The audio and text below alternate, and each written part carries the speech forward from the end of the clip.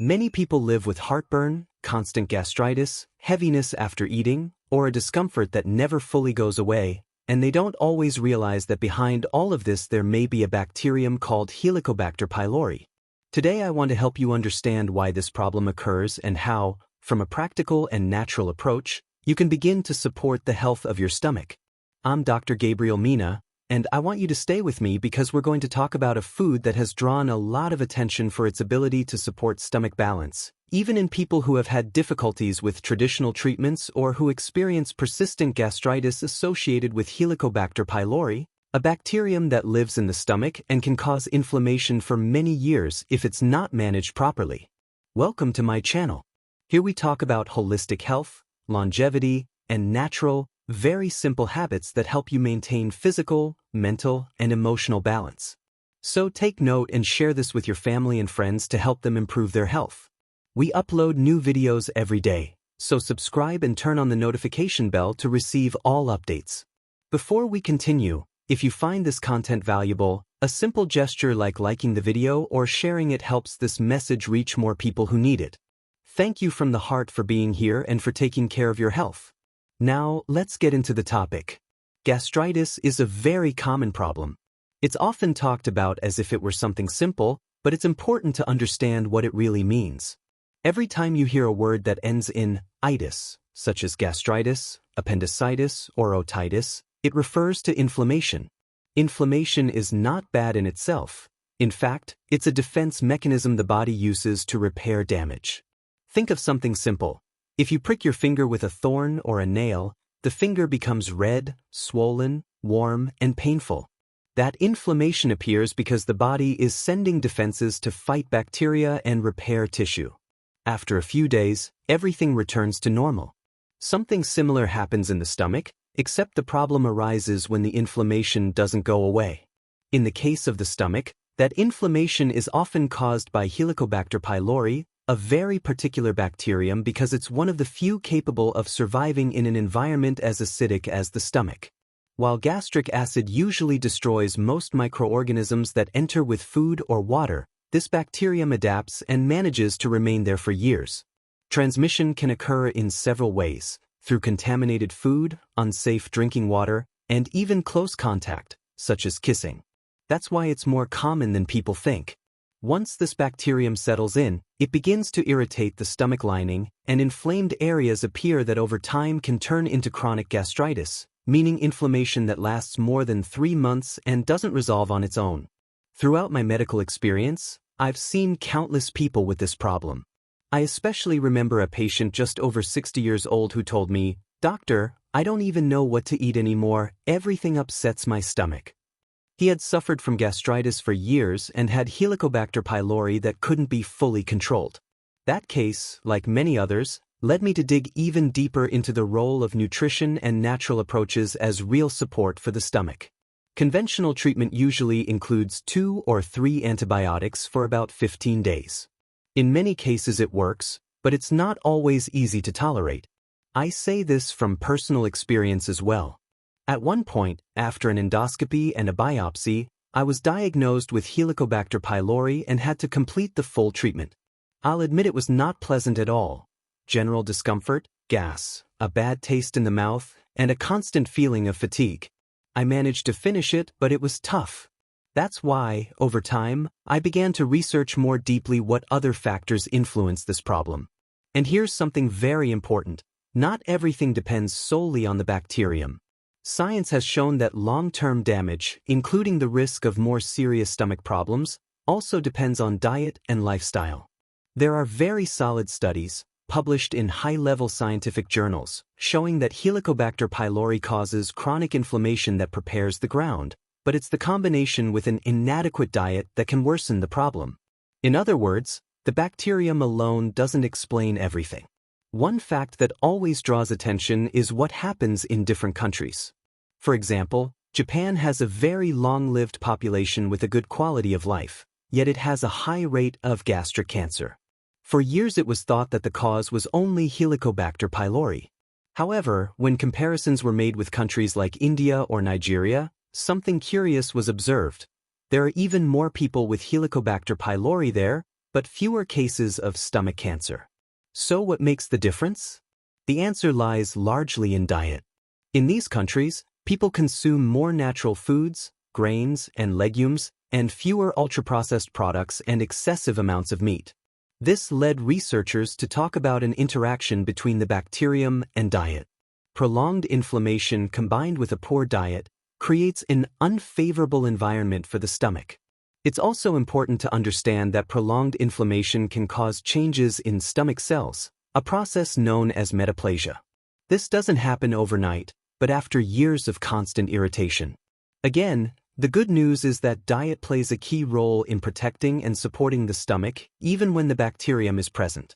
Another fundamental point is stomach acidity. A healthy stomach needs to be very acidic.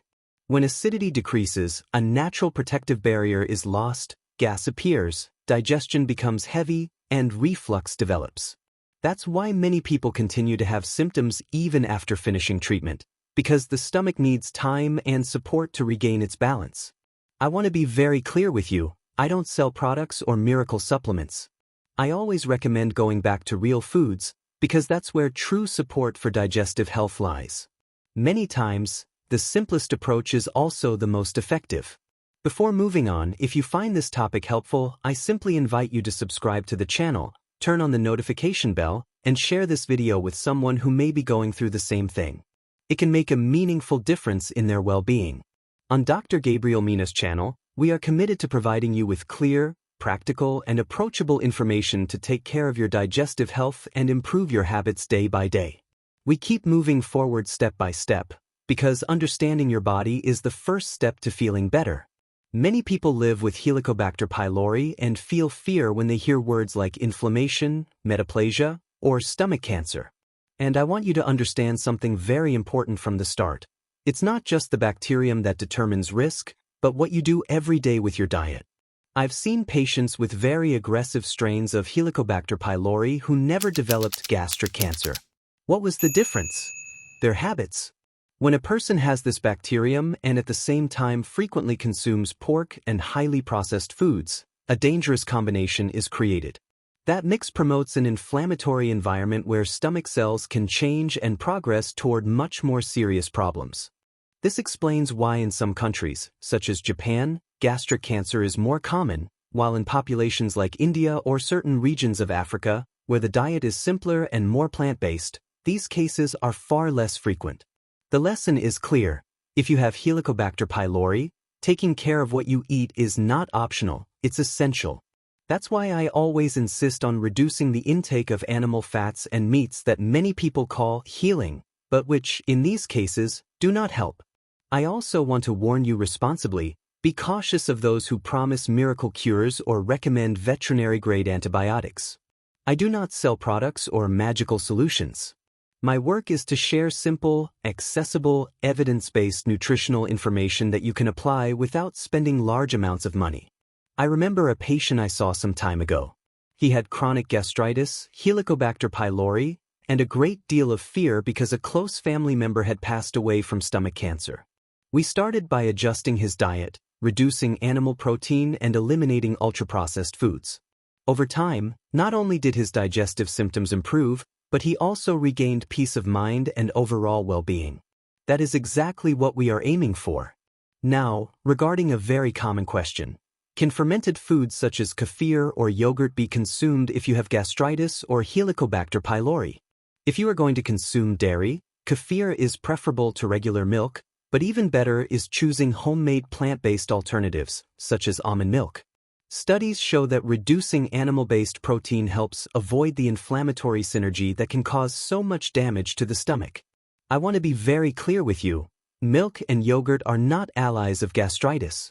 Although they may temporarily relieve acidity, they later trigger a rebound effect that worsens the problem. I have seen many cases like this. That is why, when it comes to gastritis, it is best to avoid them. I also want to clarify something important. When I talk about vinegar, I am not presenting it as a treatment to eliminate Helicobacter pylori. I mention it because it can help improve digestion in people with low stomach acidity, as happened to me at one stage of my life when I suffered from severe reflux. In those cases, Low acidity prevents the stomach valves from functioning properly, causing the contents to flow back up, leading to burning, persistent cough, and even problems in the ears and sinuses. Now we come to a key point in today's topic. There are foods that, according to scientific evidence, may help reduce the risk associated with Helicobacter pylori. Among them are vegetables from the allium family, especially garlic. This family includes foods that have been widely studied for their protective effect on the stomach. The strongest studies, including meta-analyses that examine thousands of cases, show that a high intake of these vegetables is associated with a lower risk of gastric cancer. This makes even more sense when we understand that the real danger appears when the bacterium is combined with processed meats, cured meats, excess salt, and chemical additives. That combination is truly the perfect recipe for seriously damaging the stomach. For this reason, if you have Helicobacter pylori, the message is clear: take care of your diet. Reducing animal products, avoiding ultra-processed foods, and choosing natural foods can make a huge difference in your digestive health and your quality of life. In the next segment, we will go deeper, based on scientific evidence, into how to consume garlic, for how long, and what precautions you should take, so you can do it safely and practically. If you have been dealing with burning, gastritis, or Helicobacter pylori for a long time and feel that nothing really helps, I want you to remember this. Today we have talked about a simple, accessible tool, supported by evidence, that can truly support your digestive health when used wisely. There are studies published in very prestigious medical journals showing that garlic, in its natural form, may help reduce the long-term risk of gastric cancer. It has even been observed that its compounds act as antibacterials against strains of Helicobacter pylori that no longer respond well to certain antibiotics. This is not popular belief, it is solid scientific information. When we talk about garlic, extracts and garlic oil have also been studied as alternatives, but the central point remains the same: 1 clove of garlic a day, consumed as food, not as medicine. And here I want to be very clear with you: there is no need to mix it with lemon, honey, or complicated preparations. The simpler, the better. Garlic is garlic. Many people ask me whether they can consume garlic if they have hypothyroidism, diabetes, irritable bowel syndrome, or hypertension. In the vast majority of cases, yes. In fact, in addition to supporting gastric health, garlic can help improve cholesterol levels, blood pressure, and circulation. It is impressive how a single food can offer so many benefits. I remember a patient I treated who had chronic gastritis and Helicobacter pylori for years. She was exhausted, fearful, and had tried everything. She began incorporating garlic consistently, adjusted her diet, and over time, not only did her digestive symptoms improve, but she also regained energy and peace of mind. Cases like that remind me that simple changes, sustained over time, can make a big difference. That said, garlic is not a miracle pill. It is a food. You can consume it for months, even for life, as long as you tolerate it well. Ideally, it should be eaten with a full stomach to avoid discomfort. If you are on antibiotic treatment, there is no problem consuming it as part of your diet, as long as you complete the prescribed medical treatment. I do not recommend relying on commercial capsules or expensive supplements. My philosophy is clear and consistent. The foundation of health is real food. What heals does not come in expensive bottles. It comes from nature, just as it was created. And before closing, I want to invite you to take an inner pause. Just as we care for the stomach, it is also important to care for the heart and the soul. Today I invite you, with respect and affection, to give thanks to God for life, for each day you breathe, and for the opportunity to learn new things that can help you live better. Gratitude is also a way of healing. If this content has been helpful to you, I ask for something very simple. Subscribe to the channel, activate the notification bell so you do not miss new videos, share this message with someone who may be going through the same situation, and leave me a comment. Every day we upload new content designed to care for you, guide you, and support you. On this channel, Dr. Gabriel, Mena, and I are deeply grateful to be able to contribute to your health, help you improve your habits, and remind you that you are not alone on this journey. Tomorrow there will be a new video, prepared with the same care and commitment, and I would love for you to join us again. Your well-being matters to us, and here you will always find clear, practical, and human information to care for your health and your life.